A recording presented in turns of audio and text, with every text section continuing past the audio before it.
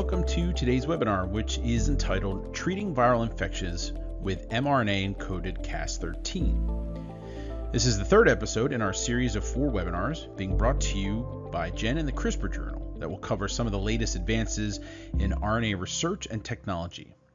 This webinar series is being made possible through sponsorship from TriLink Biotechnologies. TriLink Biotechnologies, part of Maravai Life Sciences, is a CDMO for overcoming challenges in the synthesis and scale-up of nucleic acids, NTPs, and mRNA, including its proprietary CleanCap mRNA capping technology. TriLink offers cGMP and general mRNA, oligonucleotide, and plasmid manufacturing to support therapeutic, vaccine, and diagnostic customers. I'll be your host for today's event. I'm Jeff Pogaliskas, technical editor for Genetic Engineering and Biotechnology News, which has been the leading source of information on the newest tools and technologies in the life sciences industry for over 40 years. Now, in our previous 2 webinars, we discussed some new mRNA vaccine endeavors for influenza, as well as some of the challenges that investigators face designing mRNA vaccines, from the sequence to the delivery methodology. Now today, we're going to switch gears and hear about how mRNA can be used to potentially fight off viral pathogens with the help of a CRISPR-associated protein, specifically Cas13, an RNA-guided RNA endonuclease. Now, preliminary in vitro studies showed that Cas13 could target RNA viruses, leading towards the idea of using this approach therapeutically. Yet it wasn't until only very recently, from work by our speaker today and his colleagues, that we saw the efficacy of this methodology in animal models. Now, I don't want to steal any thunder away from our guest today, so let's get to know him a little bit better, and then I can turn things over and you can hear a lot more about this exciting research firsthand. Now, it's my pleasure to welcome Dr. Philip Santangelo, who is a professor in the Department of Biomedical Engineering at Emory University and Georgia Tech, where his laboratory is focused on RNA viruses and RNA regulation with a heavy emphasis on the spatial biology. Now, Phil has a diverse background with a mixture of engineering, physics, chemistry, and biology, and a passion for working at the interface of multiple disciplines. Much of his career has been devoted to the development of novel imaging probes, and his curiosity led him in the direction of studying the pathogenesis of viruses and the development of mRNA-based therapies and vaccines. Phil spearheaded the development of a molecular toolbox for characterizing mRNA delivery and the development of new applications of mRNA, including the delivery of mRNA-encoded antibodies and CRISPR proteins to mucosal interfaces, with an emphasis on the lung and female reproductive tracts. Now, in today's webinar, Phil will introduce us to the important aspects of how to use mRNA to express Cas13 and use it as an antiviral agent, as well as discuss guide design, screening, the importance of controls, and how to apply this approach in vivo against multiple pathogens. But first, before we get the webinar underway, I want to remind the audience that we'd love to hear from you in our Q&A session that will begin right after Phil's talk. So if you have a question about Phil's presentation or about any of the results, if a question pops in your head, just go ahead and type it into the Ask a Question box and hit submit. You can do this at any time during the presentation. You don't have to wait until the end, so type away. All right, now that we have that all out of the way, I'm going to hand things over to Phil. Hello, I'm Phil Santangelo. I'm a professor in the Department of Biomedical Engineering at Emory and Georgia Tech. And today I'm going to be talking about treating viral infections with mRNA-encoded Cas13. So essentially today I'm going to talk about using Cas13 as a new paradigm for antivirals, and specifically the use of synthetic mRNA for Cas13 delivery. This work is essentially based on a paper we published last year in Nature Biotech on the treatment of flu and COVID in a couple of different rodent species. I do want to mention that this work was a collaborative effort between the Hogan and LaFontaine labs at UGA, the Finn lab at Georgia Tech, the Brinton lab at Georgia State, and my lab at Georgia Tech and Emory. And so it definitely takes a village here to do this kind of work, no question. So For those unfamiliar with Cas13, it's a type 6 protein in the CRISPR-Cas system. Again, requires only one Cas13 protein to function and a CRISPR RNA for it to exhibit activity. There's essentially four subtypes, Cas13A, which is what we use most of the time in my lab. It was originally called C2C2, just so if you see that in the literature. There's also Cas13B, C, and D, and folks use basically different versions, I guess, according to their applications and their liking. We started with Cas13A, and we've continued to use it. One common feature among all of these is that they have two higher eukaryote, prokaryote nucleotide binding domains. These are really responsible for the nucleolytic activity of Cas13. So how does this actually work? So in our case, we express Cas13 as an mRNA. It's translated into protein, and it essentially forms a complex with the CRISPR RNA that we co-deliver.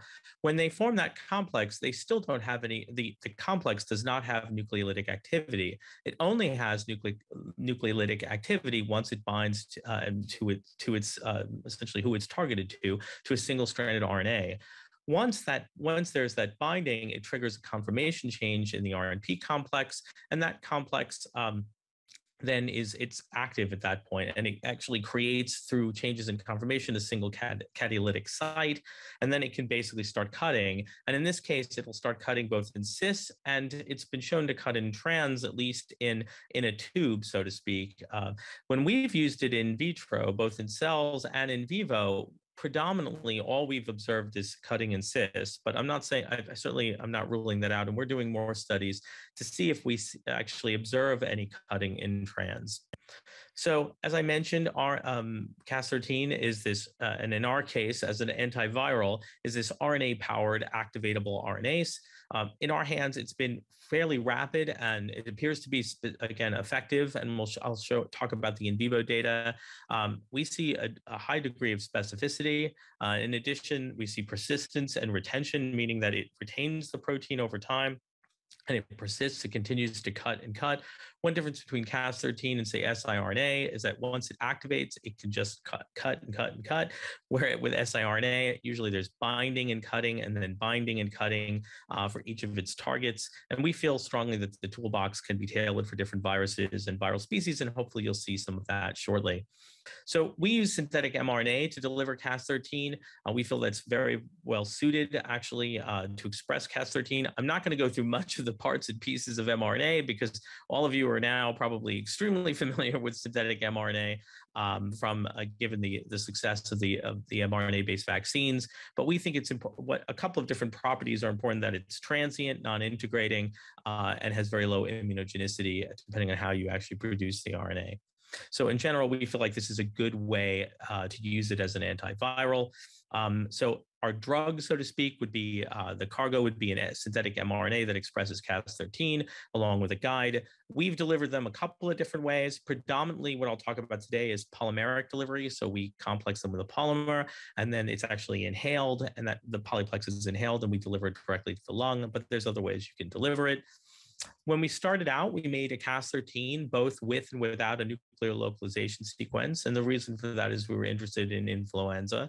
And so flu replicates in the nucleus. And so we wanted to be able to attack its RNA in both sites.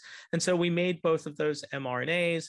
We in vitro translated them into protein, and then we added both the CRISPR RNA and a target, and we measured, and we then added a fluorescent reporter so that when it would cut in trans, it would cut that reporter and you get a fluorescent signal. And that's what you're seeing here in the graphs, is that essentially, as long as we had both for the version with and without a nuclear localization sequence, if you added a CRISPR RNA and you added a target, it would very rapidly start cutting the fluorescent reporter, and you'd see signal very quickly. Without a CRISPR RNA or a target RNA, you didn't get any fluorescence at all. And in general, it turned the RNA into a smear that we were cutting. And so you can see that in the graphs and in the gels. So The next part for us was we moved into cells. We know how to deliver mRNA pretty well, along with guides. And so we started looking at its effectiveness. And we picked three endogenous genes to start with: PPIB, CXCR4, and KRAS, just because there had been guides for C2C2 that had been previously published. One thing that we did that was a little bit different is we added more controls. So we added a non-targeted control guide that had already been published, along with a dead version of Cas13, in addition to replacing Cas13 with GFP. And again, both in the dead case and the GFP case, we included guides.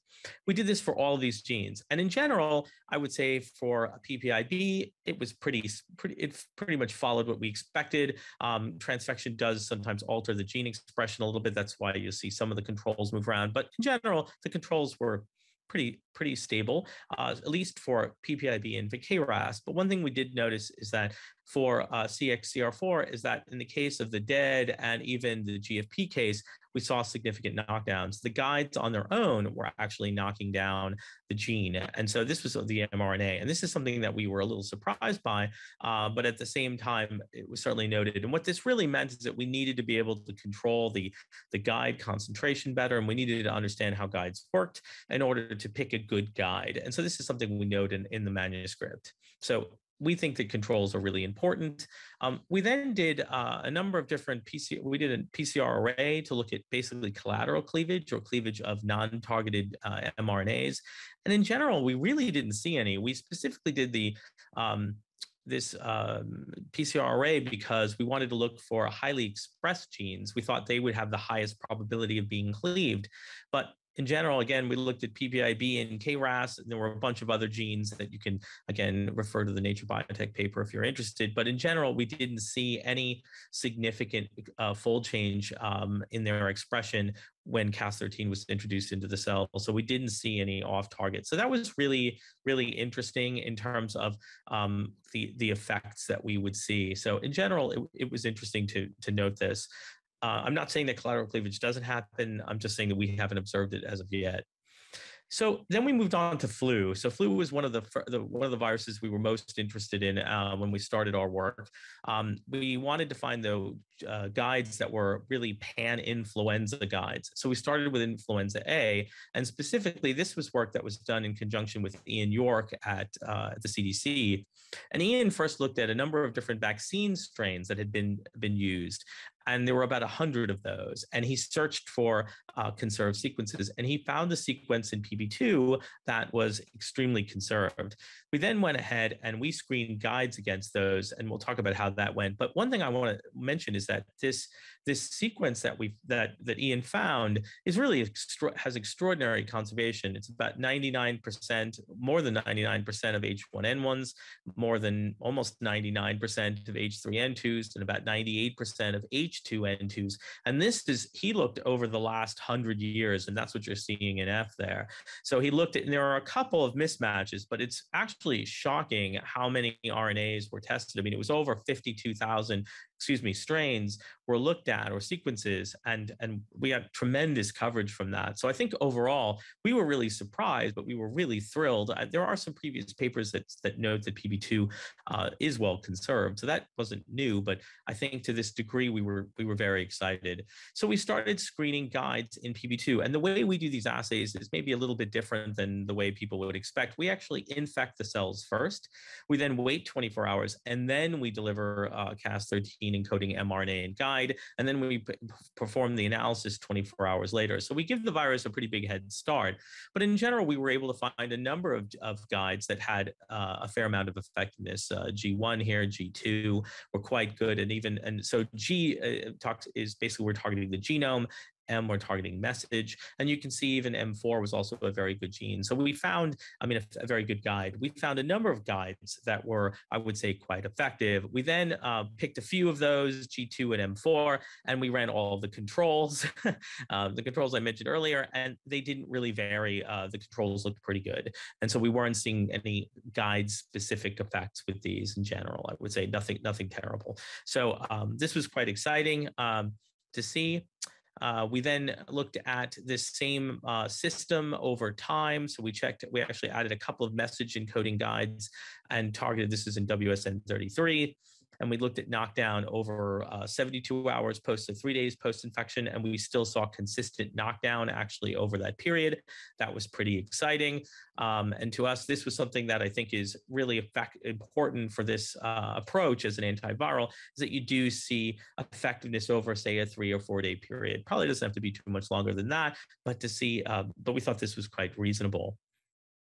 So we've tested a few other guides. We have this one guide, M39, that's we like quite a bit. One thing we did notice with message targeting guides, though, and this is with influenza A, WSN33, and then with California 04-2009, is that we do see this MOI dependence. So as the MOI goes up, the guide doesn't work as well. Now, granted, some of these are fairly high MOIs, but at the same time, we do see an effect, which was exciting, but it's not as strong as we did see a decrease, I should say, with an increase in MOI. We did see decreases in plaque formation, so virus that was being made. So all of that's good. More recently, we've been looking at one genome targeting guide that I'm just going to call GX. And one of the things that we found about it is it's a lot less sensitive to MOI. And so you can see that even in this H3N2 Hong Kong strain, that really it's pretty flat across that. The amount of knockdown is staying pretty constant, even at an MOI of 1. And so this to us, which is about, in this case, it's about 90%. And so this was really, really exciting that there are guides that could give us an almost MOI independent knockdown of these viruses. So then we moved to COVID. And why would we move to COVID? Because it's COVID. And we basically had to in many respects when the pandemic hit. And so we specifically looked at regions in the nucleocapsid and the RDRP. We found conserved regions. We compared the original Washington 1 strain to the past SARS coronavirus that in the early 2000s during that outbreak. And we found sequences that were conserved both in the RDRP, the RNA-dependent RNA polymerase, and in the nucleocapsid that we thought would be worth screening.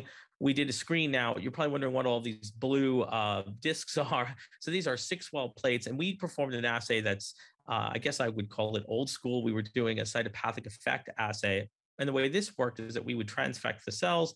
They would then be infected with SARS-CoV-2. And we wanted to see if we could save the cells, because if it was working well, we wouldn't get cytopathic effects. So you can see in the virus-only case, and I should say these are then stained with, they're fixed and stained with crystal violet, and that's why they turn blue. And so cells that are still in the dish are blue, and cells that have died, unfortunately, are not there, and it's white. And so you can see that in the non-targeted control, it's pretty white, which means most of the cells are dead. You look at the virus-only case, they're all pretty much, most of the cells are dead. The mock looks beautiful, no virus, so it's all blue. We tested that non-targeted control. We did do a GFP on our lead guide, which I'll get to, and a dead version, and you can see all the controls look great. All the cells died. So when we screen these guides, and we screened a number of nucleocapsid and RDRP-based guides, we did find this one N3.2, that basically saved 80% of the cells. And again, this is in a Vero E6 model. We did some combinations that also looked pretty good. But in general, we could save at least 80% of the cells with our initial guide. We then went on and did a treatment. So basically, we did this post-infection. So instead of giving it prior to, we did it afterwards. And what we saw was actually very good survival, as a matter of fact. This was given 4 hours post-infection, an MOI of 0.1, and basically 100% of the cells were saved through N3.2. So that was very exciting also. As you can tell, one thing that's nice about this assay is it's also quite visual. So you pretty much know how well it's working just by quickly looking at the plates. This was very convenient in BSL-3. We then did another assay where let's see, make sure I can actually see this slide. Whoops, went back. This was another treatment case, and again, it did extremely well. This was actually 1 hour post-infection as opposed to 4 hours, so we gave it pretty quickly, but you can see 100% of the cells were actually saved.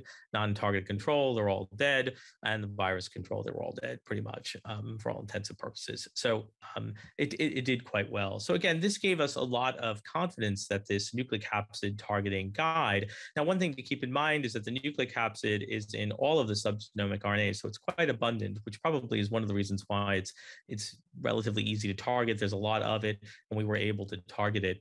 We did do, this was in conjunction with the Brinton lab at Georgia State. We looked at treatment this was at 3 hours post-infection, and we looked at knockdown. And I guess what's important here is that even the RDRP guides were knocking it down essentially, a log and a half to 2 logs, depending on the cell type. This was done in VROE6s and HUH7s. And if you look at the RDRP was, the RDRP, we saw approximately a little bit over a log in Veros and a little bit over a log, about a log and a half with the RDRP. The percent knockdown you can see here. With nucleocapsid, it was a little bit stronger. It was probably about a log and a half in Veros and 2 logs in HUH7s, and you can see that here. In general, we're seeing very high knockdown actually in the this is with real virus. This was actually at an MOI of 2, so there's a lot of virus there, but just the same, we're seeing log and a half, 2 log knockdown in all cases. And so the nucleocapsid really became our guide of choice. It was further tested in terms of plaque forming units, and again, you're seeing when it's transfected before, probably almost, again, it's about a log and a half of knockdown at the plaque level, so new virus. If you gave it post-infection, again, more like a log or so. But in general, and the non-targeted control was not doing anything to the virus at all. And so this is plaques here. And then we even did double-stranded RNA staining. These viruses, clearly SARS-CoV-2 makes double-stranded RNA, and you can see the reduction clearly if you use 3.2. Occasionally you'll find a cell that we didn't deliver as well to. But in general, you're seeing a very high reduction of double-stranded RNA. So this shows you can knock it down. And again, you're stopping replication, hence the decrease in double-stranded RNA. You're not seeing new virus being made. You're knocking that down, and you're knocking down the RNA level. So overall, and you're not seeing CPE. So this was really a nice way for us to be able to find guides. Now let's talk about moving in vivo. So to deliver this for these respiratory viruses, we actually developed our own process of delivering to these animals. So essentially, we took tubes that were used for their animals strains used for tail vein injections. We actually put the mice in those tubes, and we made essentially, we took we made our own little 3D printed nose cones. So these were 3D printed. Their mouse's head will go inside of that. The mice are not sedated when we do our deliveries. And then the polyplex can be, or could be, an LNP formulation can be then added to this vibrating mesh nebulizer, and the animals will go ahead and breathe it.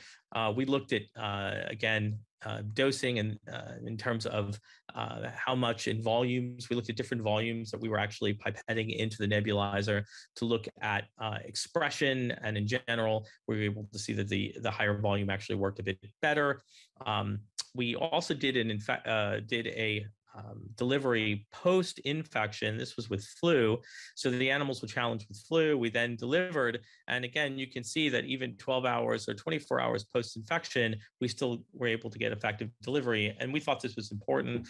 Often delivery is checked really into a lung that has not seen any insult. In this case, we wanted to make sure we could deliver into that environment. And we did our initial flu case. So the animals actually were infected with 3 LD50s of influenza A, WSN33. 6 hours later, they were given Cas13 mRNA-Encoded. In this case, we used a polymer that came from Dan Anderson's lab, which was made in my lab. And what we saw is that essentially all of the ones that were given this non-targeted control pretty much had to be euthanized at day 3, and all of the animals that were given the CRISPR targeted guide were actually all surviving. And so that was really nice to see. And we saw about a little over a log of decrease in viral RNA compared to the NTCR in their lungs. So we were definitely seeing it function. And this was really our first test to show that you could deliver Cas13, you could deliver it by a nebulizer, and you could actually see knockdown in the lungs with these viruses. So out of in vitro now into a mouse. So we did a similar experiment with COVID. In this case, we did deliver the mRNA and guides first, again by nebulization. They were then infected with 1,000 PFUs of Washington 1, and then we waited till day 6. But you can see these are the weights over time, and you can see that virus only, their weights dip, but it does they do recover slowly over time. If you have an uninfected animal, these animals will just eat, and so they gain weight really well, actually, over those 6 days. But if they're given the NTCR with Cas13, they still dip and pretty much follow the same path, essentially, as the virus only. But if they're given 3.2, we did see an initial dip in their weights, and it's true that the peak of infection is day 3, but you see them recover. Really, they start recovering really from day 1 on. They're recovering very nicely, and you're seeing that by the time they get to day 4 and day 5 and day 6, they pretty much recovered all the weight that they weren't gaining, and caught up to the uninfected animals. And all of our data we show here, except for 3.2 and the uninfected case, were all statistically significant. And so what that means is the 3.2 case in general looks just like an uninfected animal. So that was pretty exciting, I think, from our point of view. By PCR, you only see about a 50% or so decrease in RNA, but we also did RNA scope, and I think this was an important thing for us to do. Is that here we're actually using in situ hybridization to look for viral RNA, and what you can see is this is the DAPI is in blue, the SARS-CoV-2 RNA is in white, and you can see that it's pretty well distributed throughout their lungs, and especially in the deep lung. And what you can see with 3.2 is you can actually see a stark difference, especially deep in the lung. And deep in the lung is really where we want to have the most effect, because most folks don't die from an upper respiratory infection, they die from a lower respiratory infection. So being able to get this delivered into the lung and see this stark reduction was really exciting to us. And this is just a zoom in of some of those narrower airways that have branched a bit. And you can see that in the virus-only case, there's virus all over the place, and in these basically in the airway cells, and you're not seeing that here in this case. So this was exciting. This was, again, a really great visual for noting that we were really having an effect on the virus. Since then, we've done some work just in terms of we've been able to use the same platform to improve our polymers for nebulizer delivery. We've actually screened a number of them. We could actually use this setup to screen very nicely with small amounts of mRNA and deliver those to the lungs. So this allows us to screen different compounds very quickly. We image each of the lungs. We have a special luminescent reporter that's actually quite sensitive. Since then, with one of our new polymers, we've shown that we can deliver into hamsters and ferrets, non-human primates, and swine very effectively. And so stay tuned. There's going to be some future data on Cas13 that hopefully will be out in the near future for you all to see using the new polymer. But in general, we know that we can deliver across a number of different species. And one thing we did a bit of, on the new polymer, a bit of tox screening. We looked for antibodies against the polyplex. We looked for any weight changes in animals and any changes in some of the major parameters that are important in tox. We've done some nanostring analysis over time to see if there are any changes and changes in pathology. But overall, this new polymer really should be safe and is useful across different species. This is expression in the lungs of mice. And so you can see the white is where there's expression, and you can see it both in the airways and the alveolar space. And then this is in a hamster, and we get really quite good delivery, both in airways and the alveolar space too here. So this is pretty exciting. We think the new polymers will help and really enhance the function of Cas13 in the future. And I just want to acknowledge funding through DARPA, the folks in the Santangelo lab and at UGA and at Georgia State. I should also mention the Villinger lab at University of Louisiana Lafayette for some of the work in non-human primates, and the Finn lab for their work on polymers too. So we really do appreciate all of our collaborators, and I'm happy to take questions. Thank you. Phil, excellent presentation. Your data makes this approach and application look really, really promising. So I look forward to seeing how this all evolves in the near future. Thanks again for sharing all that with us. We really appreciate it. To the audience, the Q&A is going to be coming up in just a moment. So if you have a question for Phil about his presentation, don't hesitate to send it on in. All you need to do is type it into the Ask a Question box and hit submit. All right, we have a lot of questions for Phil, so let's try to get through as many of them as we can. Bear with us for just a moment as we make the transition into the Q&A session. All right, everyone. Thanks for joining us for the Q&A session.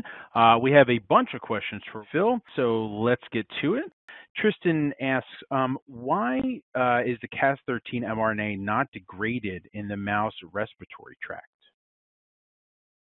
So when we deliver it, so we've delivered RNA into the lung a number of different ways. In our initial work that was published in 2018 in Nature Communications, we literally intratracheal sprayed RNA using in water. And amazingly, I will admit that you can spray RNA with water into the lungs and it will be taken up and expressed. Now, it's not terribly efficient and you have to use a fair amount of RNA, but it does work. What we've done since then, in order to move this into a much more translationally applicable approach, is to complex that RNA with a polymer. And we've done some work also with LNPs. So there was a paper published last year in Nature Biomedical Engineering with myself and James Dahlman, and there we found LNPs that could be nebulized to deliver RNA to the lung. We've also done work in my lab specifically on polymer delivery. So essentially, both the polymer or an LNP can protect that RNA before it gets into the lung. Now, when you spray it naked in water, that particular approach is something that we still don't really understand the mechanism, but it is, and it's possible that a lot of it does get degraded, but a lot of it does get in. But if you protect it with a polymer or an LNP, it allows it to get in with and also protect that RNA. We've had probably maybe better luck with Cas13 using polymers than using lipid nanoparticles, but both are approaches. But we've nebulized them all through vibrating mesh nebulizers. We've done some more work using jet nebulizers, using our polymers also, but nebulization has been, we've moved from just intratracheal spraying to nebulization in order to move this, to make this more translationally applicable, if that makes sense. Yeah, thanks, Phil. Tristan actually had a follow-up. He wanted to clarify that. He said, I meant, how do you direct the delivery vehicle to the lungs and avoid the nonspecific binding in other regions of the mucosal epithelium?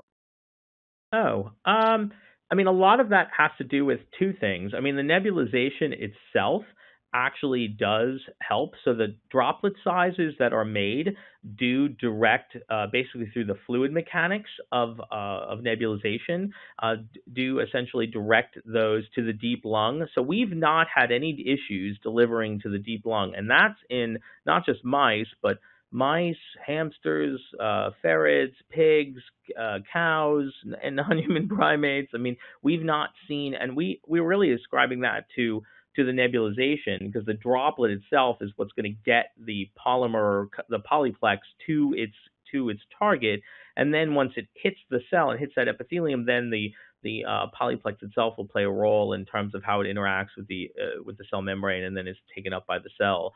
But I think really the nebulization, the nebulizers, and I know that nebulization can be varied in terms of what parts of the respiratory tract you get deposition. Some of that has to do with the solvent itself, and so in our case, we've been using mostly sodium acetate, and so that has not been an issue. So we've not seen issues with deposition throughout the lung.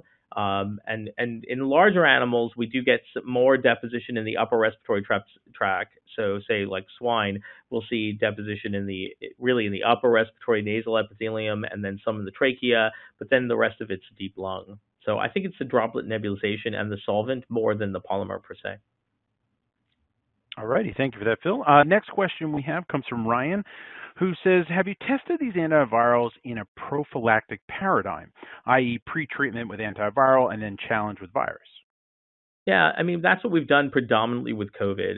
So with flu, it's been mostly post, but I would say that it's been easier. I would say most of our delivery with COVID has been prior to, and that's been prior to infection, and usually about 16 hours or so. And really, that's been mostly just out of convenience in terms of working with BSL-3 pathogens, in terms of it's easier to just to transfect the animals. I think they get moved into BSL-3 and then they stay there.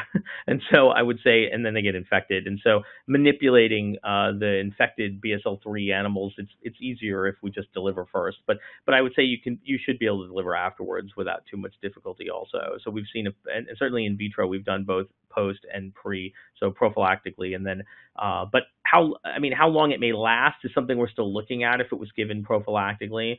I think you may have to give, it would just depend on how long you were willing to wait, so to speak.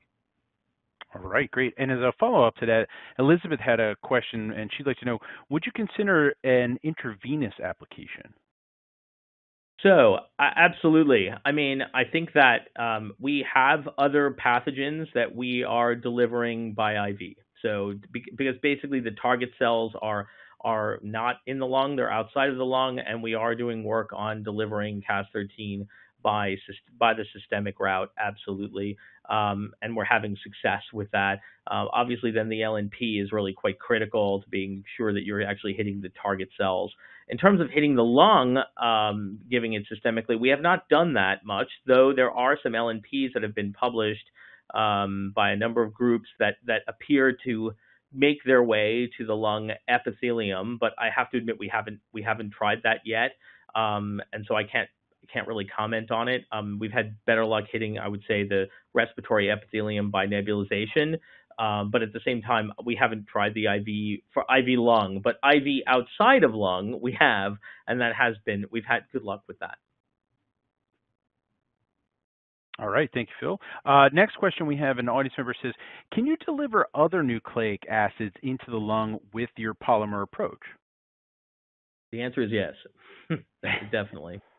All right. Matter of fact, one of its I'd say positives is that we've looked at a wide range of cargos. So, I mean, we have a paper that hopefully should be out in a journal very soon. We're just kind of waiting on. That's why I didn't mention it, because it's not accepted yet fully. We're waiting. So hopefully it will be soon. But the point being that we have looked at it, and I don't want to call it cargo agnostic. I think that would be probably maybe pushing it a little bit, but we have used a wide range of nucleic acids with that particular polymer, and it does a good job of both taking it up, encapsulating it, and then delivering it. So I would say it can deliver a wide range of nucleic acids. Gotcha. The next question is actually, I'm going to combine two questions together because it just sort of makes sense. Sure. One audience member wants to know if you can use this against all viruses. And then Noah also asked, do you have any experience with herpes virus? Sure. So what I would say, okay, so to take a step back, all viruses, well, I mean, Cas13 targets RNA. So clearly you should be able to use it against RNA viruses, and we've done some positive stranded and negative stranded RNA viruses. So I think that there's definitely we've been fortunate that we've seen success with both of those. I think that, and I have to admit, I was a little surprised with SARS-CoV-2 because it makes these double-walled structures in the cell. It wasn't clear to me that we'd even get to the right compartments to be able to target the RNA.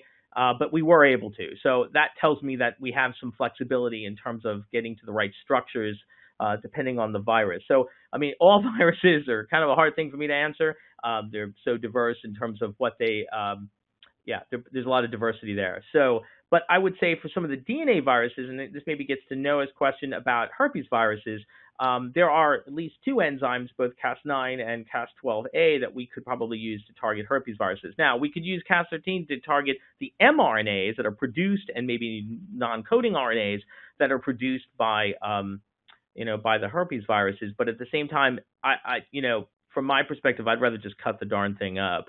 And so, we do have some experience using different versions of Cas9 and Cas12, and soon Cas12a, to go after double-stranded DNA viruses. So that would be my thought. I certainly could give you more. I actually know Noah, so I'll follow up with him about these questions, because I do think that, I think there's a good, herpes viruses are huge, very large genome, encode lots and lots of different genes, and non-coding RNAs and microRNAs, all kinds of fun stuff. So I would probably vote to chop it up into a whole bunch of different little pieces and prevent it from repairing in a way that it was functional. But I think there's a good chance that we could do some of those things even together, because I know Noah. So I would definitely be. I think there are just other. I wouldn't probably use Cas13. I'd probably use some of the other nucleases. That's all. All right, making interactions in our webinars. That's always good. Yeah, exactly. So we have time for a couple more questions. Same Noah. I'm going to make the assumption it's the same Noah Cohen I know, but I think so. I would. I owe him an email too. Yeah, so it's probably the same person. So in a couple more questions we have, Phil. This one's pretty interesting. Kian would like to know how late in the treatment after the infections can it still be effective? Like, I guess how late can you apply the treatment after the infections for it to still be effective? That's a very good question. And I would say this. I think that it's unclear yet. I think a lot of it has to do with if the virus replication is dominating the pathology, then I would say, that is the window when this is effective. If you already have a ton of inflammation, and this is an inflammatory, if the pathology is mostly due to inflammation, we probably need to do something else. And so what I would say is that one of the difficulties with even assessing that has a little bit to do with the animal models that we use. So a lot of these infections are, to be honest, I guess I'll call them very acute, meaning like you have let's just say SARS-CoV-2 in a hamster, your peak's at day 3. So your window in terms of replication is fairly short. So, in some respects, because it'll actually resolve itself after maybe day 7 or so. So the reality is that we're a little bit limited in terms of the models. Now, if you have an infection that lasts a lot longer, I think this is where we could test that.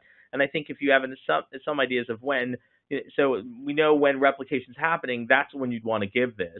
You don't really want to give it if it's, again, inflammation dominated. That's where, I'm not going to say it's going to hurt, but I think that the mechanism is different. And so you need to be able to mitigate that inflammatory effect, and maybe some other approaches would be useful at that point. I hope that makes sense. Hope that answers your question.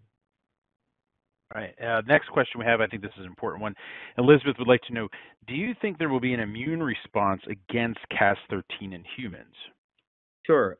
So far, we've tried to find at least antibody responses to Cas13, and we haven't seen that. One thing that could be happening is that, there are different Cas13s expressed by lots and lots of bacteria that you likely get exposed to.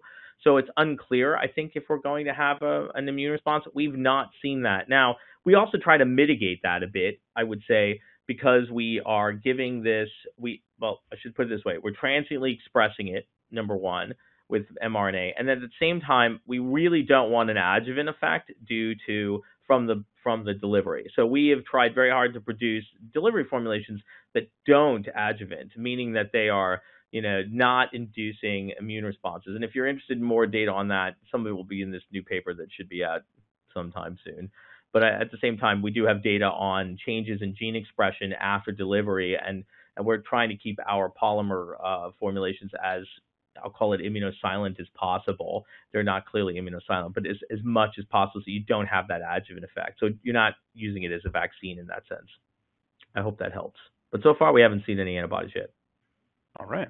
And I think for our last question here comes from Jingbo, who would like to know, do you have a size limitation for your polymerase, and how long does it last before degrading? So far we've delivered, we use mostly Cas13A, which is reasonably large. The mRNAs are around 3,800, I think, nucleotides, something around that.